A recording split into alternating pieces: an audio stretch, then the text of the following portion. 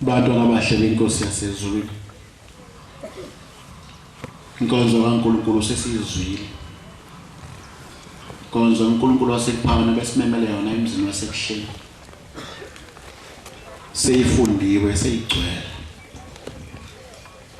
Ngoba le nkonzo besizwa inkonzo ephethwe yena umdali umenzi wezulu nomhlaba. Amen.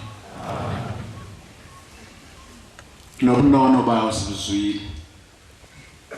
Nokukhuluma kolimi lwasezulwini sikuzwile. Sekungenzeka manje kuba bese kungena nje ulimi lomuntu olwehlukile kulokhu ushemba akushoyo phakathi kwethu. Ngimzwile kwenye indawo khona lapha kulesi sihlabelelo. Lapha ethi khona ngiyancenga. Khuluma uNkulunkulu ekhuluma nabantu athi ngiyancenga. Ngizwile kwenye indawo lapha bengizothi mina khona uma ngifunda lo mthandazo bese ngithi sukumani manje bhuqani. Kodwa yena uyayakhela uthi bandla elihle elithobelelwa amenzi wezulu nomhlaba. Inkonzo le yasezulwini ulimi lwasezulwini kusitolo lasemhlabeni. Ilona lwenza kuba indaba kaNkulunkulu kube indaba enzima kakhulu. Uthi noma ucabanga noma uthunyiwe ukuthi iphathe ekhuluma ngayo. Kodwa ungathi uzoyiqhamukela ngakuyiphi indawo. Ngiyayenza ngicabanga kwesinye isikhathi. Ngize ngikhulume nabanye nabafowethu. Ngithi mhlawumbe abazali bethu bona babe ngcono. Ngoba noma babe nazi izono noma bebefana mhlawumbe nathi. Kodwa abaphambi kwethu abalandela inkosi sekuphambeni ngaphambili kwethu. Unembeza kodwa babe nawo kwakuhamba bazifune ukuthi inkosi sahamba ngayo yini indlela. Wawuyizwe indoda noma ilapha ngenhlungwane egeza umzimba. Uzwe noma umama nje esekhishini enza lokho akwenzayo eshalana nomenzana. Umzwe uba ingoma ethi anginjengayo baba ngozama ngiphelele. Babefuna bona ngaso sonke isikhathi uNkulunkulu ngaphi utholakala kanjani. Angazi noma nathi siyakwenza yini. Kodwa sengamuzwa umdala wenzuku ehleli lapha phezulu. Ekhuluma nathi mhlamba sifane kahle hle na. Sengamuzwa ekhuluma nathi ekhuluma ngalokho esikho. Uthi mawunenhlanta ngiyakukhuza mawungenayo ngiyakubuka nje. Ngiyakuyeka nje wenza lokho okuthandayo. Indlela lena yabantu abanenhliziyo enkulu. Akusona uhambo labantu abanenhliziyo encane njengeyami nje. Ukuthi kafushane bese ngithi anginandaba mina ngikhathala. Bese ngithi anginamsebenzi mina. Indlela abantu abathi bahamba ngayo bahambe nje kancane bangagijimi. Sho njalo ingoma yakho na ithi ngilandela ngamuva indlela inde kangaka. Ngoma abantu abathi basinda ngokuphephisa abahambe ngozini. Baphuzwa ukuzidela kodwa thina kasinjalo. Bantwana abahle inkosi sekuphakameni. Siyathi uNkulunkulu wasephambi ngakulungisa ukuhamba kwethu phambi kwakhe. Ngoba ukufika phambi kwenkosi yasekuphakameni kuyinto enzima kakhulu. Nabantu abaningi abakhona lapha ngaphandle. Abanenhlupheko zabo eziningi bayathanda ukufika kuNkulunkulu kodwa ukude. Bathi bayibona abantu befake ingoma ezimhlophe njengani nje. Bese bethi kodwa lo ngoba umlandeli kaShembe ngizothi mangikhuluma naye uzothi mayifika ethandaza uzothi mayibusisa uNkulunkulu bese yangizwe bayibacabanga kanjalo bayenze kanjalo. Njengoba sikhuluma lapha ngaphandle khona iguqo ziningi. Abashumayela abaye bazokubala abathithisa abagcwele yonke imizi eminye imizi yabantu abangesiwana amaNazaretha. Bamenyiwe kwathiwa wozane thana uShembe ngoba sinosisi. Abantu bazi ukuthi mase ngene ingoma emhlophe sengena uShembe uqobo lwakhe. Into ehlele ekhazimula abantwana abahle inkosi phambili. Kodwa lapho kubi khona ukuthi uma umuntu esethembile athi lona uShembe. Lokho akwenzayo uthi ngeinkosi phambili bese besibona abantu senza nokungalungile bese beqala ukudideka. Ingani bese uShembe umuntu omuhle na. uShembe bese kwenzayo okulungileyo kodwa manje sekwenze njani bese beyadideka. ngoba babukela kithi ngoba nje basama nazoletha nje njengoba sifake ngoba emhlophe siyilambo silapha phezulu yena njalo indaba ekhulunywa zingane lapho kule thempeli ngelinye la sasikhona inkosi yamakhosi yayivule ubufakazi nathi akufakaza izingane ezincane lezi zikade nabasho yayikhuluma le ndaba lengane sengibe ngayikhulizwa enye ingane yakwangcobo lapha ethempelini sazisweni kayisithi umthinta khuluma ngenkosikazi iyawelo ngicabanga njalo lento kanti yayikhuluma nami khuluma ngenkosikazi engafuyile engenazi inkukhu kodwa umakhelwane nawe nezinkukhu ngingalo nkosikazi ke kodwa base kusile ekseni seyikhishwa lezi inkukhu bese ihamba inkukhu zinyathela yonke indawo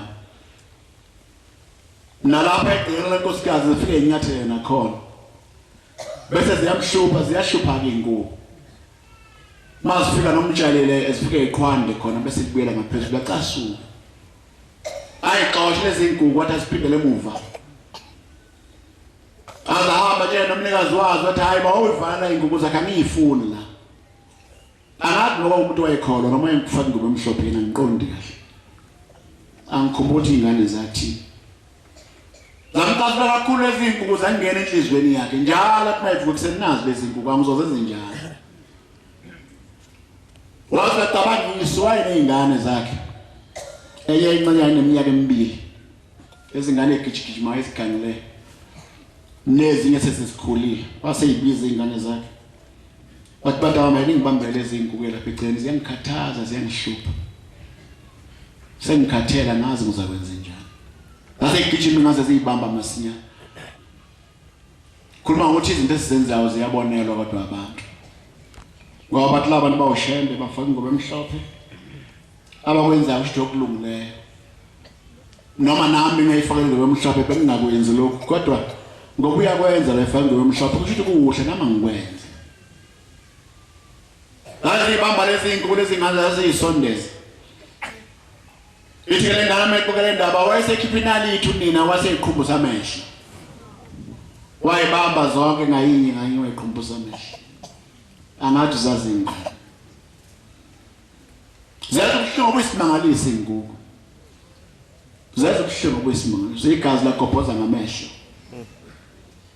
zayaluka zathi washona lapha zashayisa yonke indawo zathi ziyaphuma ngomnyango ezingene ngawo zashayisa isabuni zathi ubuhlungu obuyinqaba ubuhlungu ke buyabulala ubuhlungu obungapheli bugcina sekubulela ezinye zazo zagcina seyifile Kalenzo umuntu wayesecasukile wasediniwe futhi konke ngizoyilungisa kanjani wasephuma lo mama yelilanga ngaze noma yothenga noma yena amatoha ayebenzani base isale ingane zakhe ekhaya senza lokho ezikwenza nalokho okuncane kwehla kwenyuko neminyaka emibili gibele embhedeni wehle kudonse indongo zamatafula kufizitsha wena yonke into engalungile phakathi kwekhaya lezi ngalo zikukhuza lo hayi umsukuyenza lento wena zikukhuza zikushaya abantu basebhekele kuqhubeka kuzenze yayisithenye kulezi ngane kodwa umakhona into enhla sifundisa yona wathi into mayishupha yenziwe kanje base beyibamba nesikhathi lo mama ebambele izinkukhu ephethe usungulo wayekhuluma wayengathule zizwe izingane zithi ethi into eshupha yenziwa kanje ase ziyibamba ingane sesingena nayo endlini ase khipha le analysis elungisa izinto ezishuphayo ase ziyixhona amehlo eneminyaka emibili yayingane encane igazi laphophoza ngamehlo lakhala ingane kwayingane kwayo shayisa yonke indawo ingane yagcina isifile wathi bayifika uNantambama ayibona idlala ingane eminyango la usipanibani uphi bathi hamba uzomthola endlini bayigcina yangane beqhumla bazi ukuthi sifile ngoba nokufa bakwazi wathi efika ekhangwa igazi ugcwele indlu ngane yakhe isilele siyabana awenze njani zithi ngane chama senze obehlupha begibela embhedeni ehle dosa zonke lesikhathaza singaso saze sikhumbula ukuthi konje wena izinto ezihlupha uyilungise kanjani kuhle ukuhamba kahle phambi kaNkulunkulu ukuze abantu bangangena endaweni embi befaka ukuthi kodwa babona amaNazaretha kusho ukuthi le nto ayenza amaNazaretha ilungile ngoba yenziwa yibona nathi sizoyenza cela incwadi yamakhosi okuqala isahluko 17 iverse lesibili ozongifundela ngicela ngiqale iverse lesibili emva kwesihlabelelo amakhosi okuqala isahluko seshumi isikhombisa 17 oyongifundela ngokunenza nje afunde kahle uyoqala iverse lesibili cela iverse noma libe linye ikhulu namashumi amathathu nesithupha khulu namashumi amathathu nesithupha 136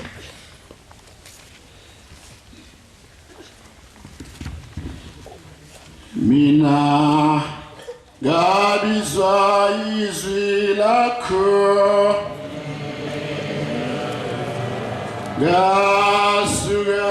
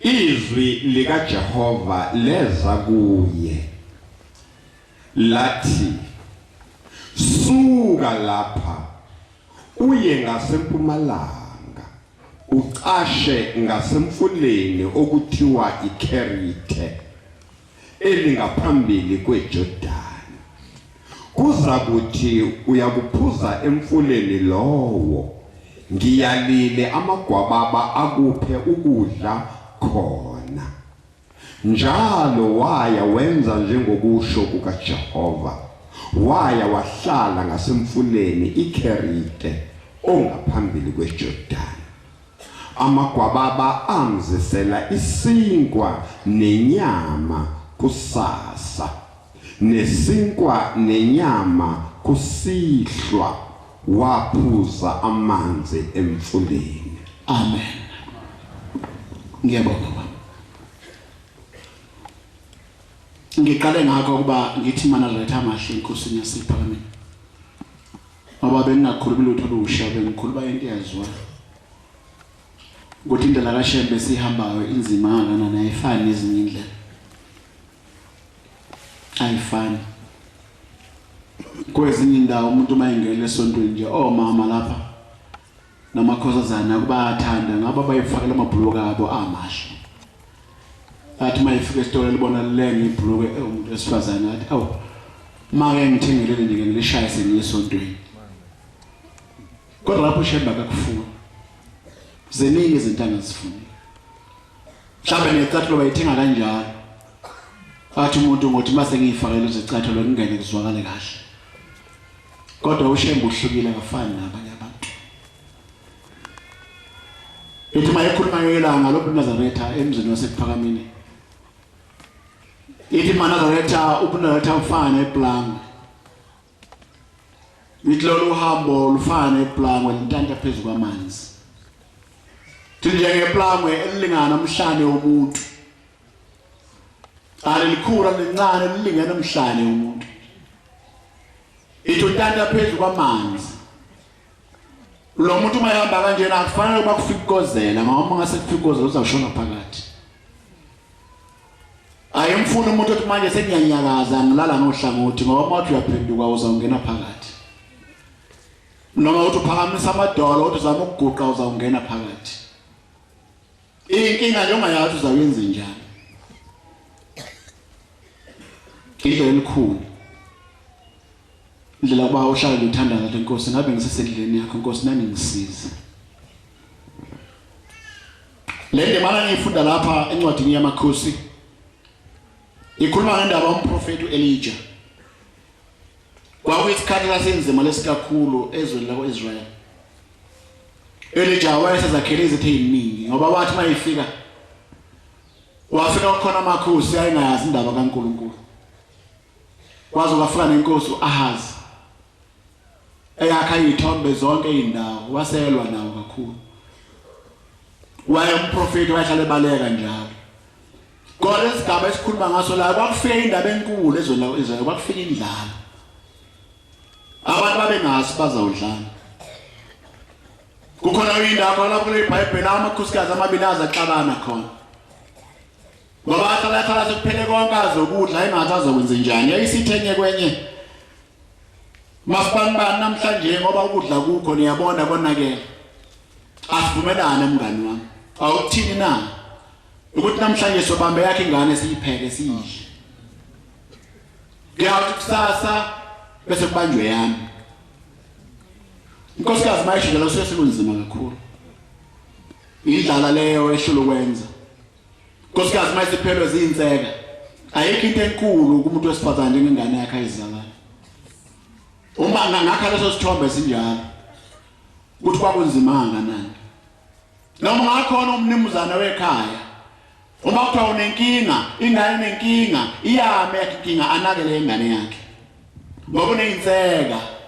Uma esethi inkosikazi hayi kulungile, isingabanjwe ingane yami manje iphekwe idliwe, ngiyibone inqonyo phambi kwami usuke sebonakele. Kwakuyindlela esithula ukwenza. Yasibulawa ingane yaphekwa. Yadliwa. Yaphela lenyama kwathi ngakusasa wayesethi lo munye njengoba sivumelane ke inkosikazi masipalani mase sobambe yakhe ingane lase ziyavuka inseka kulo mama wathi ngeke ukubona lokho kwakulikhulu angikhulumi kodwa lo ndaba ngikhuluma ngendaba yendlala yayikhona ezweni lakwaIsrael lapho khona umuntu kaNkulunkulu Elijah khona indawana lencane ngifuna ukuba ngiyibuye naye le ndlela yayimfikele naye wayelambile njengabanye abantu naye wayethanda kanjalo ethi Nkosi nakho sifa sibulawe indlala kwenze njani uthi ke uNkulunkulu lapha kule ncwadi mayekhuluma noElijah suka Elijah uye ngasemfuleni iJordan eKerite yadela umuntu wazinda indlela kaNkulunkulu ukuthi uNkulunkulu usebenza kanjani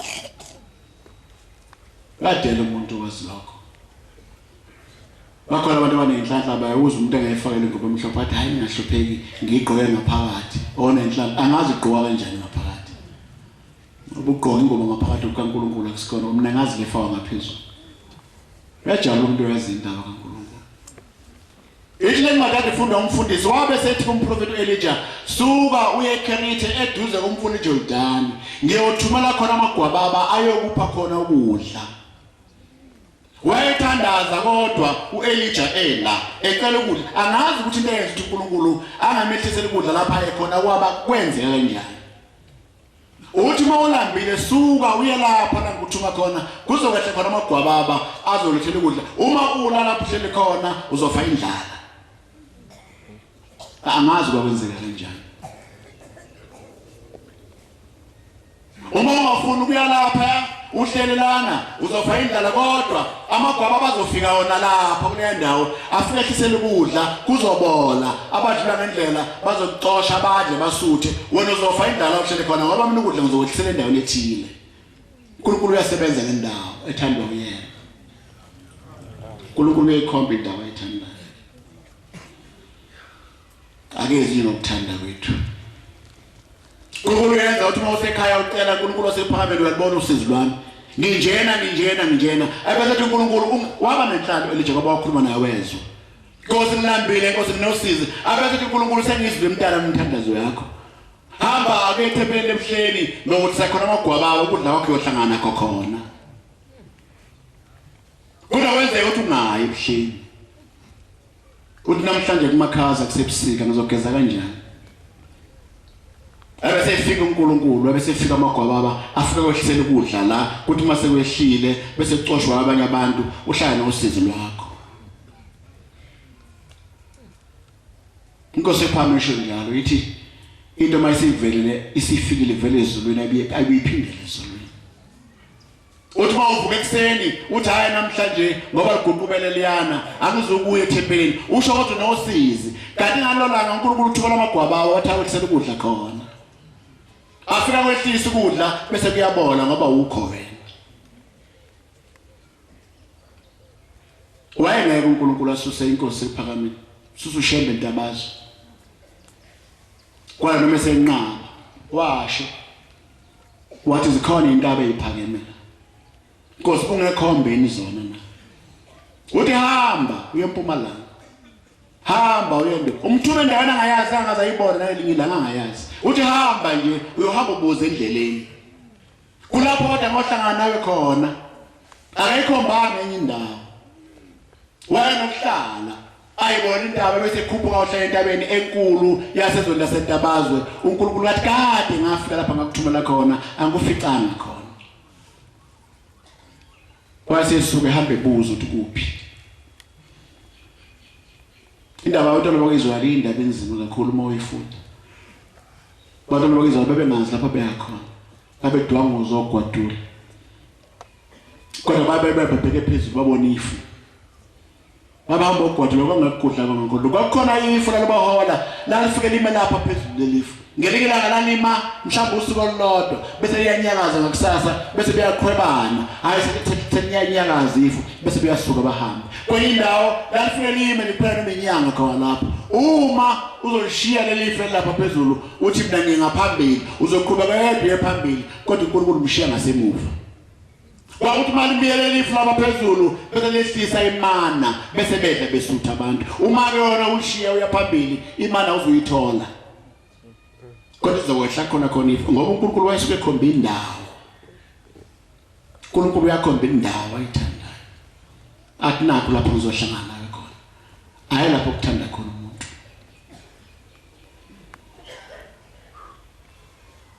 uma futhi into uNkulunkulu sayibusisile wathi lento engeyami inkinga ukuthi uzoyithatha kanjani uma ethekele indawo ngiyayibusisa eyami bese uyithatha lembe kanjani ngiyakhumbula ephakameni lesikhathi sikhula lomgwaqoti la wangabe khona hlanga umgwaqo qhamuka phansi kwamagunguluzo usidlo omsikatshani la manje siwabona manje kuphameni ayiseduze impela komgwaqo kwathi masuvula umgwaqo kwase kuyavula base befika kulamatshe sho njalo inkosi mayiphethe inkonzo ngesabatha ithi bathe mabefika kulamatshe base befika bese washaya base bawagudluza ngesikhathi bawagudluza bewahlehlisa aseyafa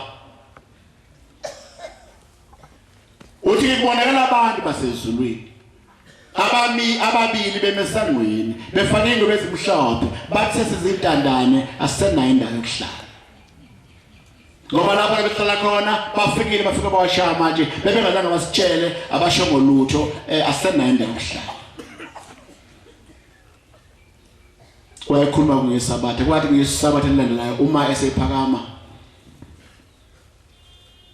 lapha khona indawo manje kuthiwa kwaKhasimbi la sokuhamba khona umgwaqo kusemsahweni bathi babefika lapho la belungu abagudluza lawa amatshe bathi babefika lapho emsahweni nogandaganda babo angazi ngabe Dalimede bawudumisa kanjani ngoba into usho njalo mephethe inkonzo uthi bafika badumisa uDalimede uthi yasehla intaba yahlala phezulu kwabo baphume sebeze icucu ngoba abanye abasindawo lapho kuhlala khona uNkulunkulu indaba indawo enkulu kakhulu uNkulunkulu masekhethile ukhethile lasemakhaya emuva lapho sisonta khona sothi sengathi masingena emathempelini ethu sazi singena endaweni enjani angazi noma mhlawumbe kwenza ngoba nami ngavela kanjalo yini mhlawumbe ikona ungenza ukuthi lento ingena mhlawumbe ngikhulume nangayo ngayikhuluma nami indaba yami kweza kithi ingane zazi mazifike emhlabeni bese ziyafa ukuthi baba inkosi ephambili ayisikhomba indawo zaye iningi indawo nasemazweni akubo abazali bami kodwa wakhomba indawo wathi hamba emzini wasentana owathi yena ngamasifika lesalakazi wayesesibiza ngayikhuluma le ndaba ingifikele kodwa ngikhuluma ngendawo namhlanje wasesibiza lesalakazi wayesikhombela isihlahla wayesethi makela imbali esihlahla izingane zakho zikulesi sihlahla esihlahla yesimele izingane zakho zikulesi sihlahla waselanda ngifundisa umngoma wathi umngoma imalapha ubheke umkantombela uthi lento engisho uyenza yini wathi asimbe kahle isihlahla ungabikho ngishelo kodwa impande azoyilimaza ngoba uzositshala kwenye indawo uma indaba ipande sabalele ngifuna elandele njalo impande iziyofika lapho igcina khona uma zijulile ajula ziyofika phansi angathi ngisho yodwa wayekhomba indawo uthi uma ngaze ngizithatha ipiki uthi ngaze ngimba ngiwumuntu wesifazane uthi ngaze ngiyakhala kodwa nangimfundisa umngoma lapha umile ungigadile uthi ngathi mangiphakathi naso uthi laze liyahloma izulu uthi lakhuphuka ifu uthi lathi malapha ezulu uthi layishaya imvula uthi kodwa ngasimba isihlahla ngoba ngikhoyisa indawo uthi ingane zakho zilapha khuluma indaba enjalo abantu abahlala inkosi phakathi khuluma indaba enjalo wayakhuluma ubaba umfundisi ingoma ezulu khuluma ngendoda yakwacela ilapha ngezansi ephakame indoda eyethembekile ayenza imisebenzi emihle kaNkulunkulu kwahamba kwafika isikhathi angazi noma kukhona ekwenzileni noma kwaba njani kodwa sasike sifike isikhathi emzini sekuphakamile nawo kuhlala khona bese kuthathwa imbobo Tuesbanibani usonile bese khanje sokuya khona sokuthi uyakhishwa imvamisa abanye abantu babesuke bengazi abanye mhlawumbe kwakusuke kuntambama bese emabhasini bephuma emsebenzini bazothi bengena beze bekumenyeza ukuthi welalela sekuyokhishwa isibanibani bagijima balanda imbobo bahambe baya khona nabo bengazi nokuthi ukhishelwani ngoba sokuthola isibanibani akakhishwe bawozwa phambili omunye bozo sekhishiwe sephumile ize yashiya ibhantshi inkosi inyanga yezulu yayikhuluma ngalonda ithi nana ngikhiphe phaba nayo yakhishwa kanjalo sathatha imboka nje ilanga sekuzaqonda khona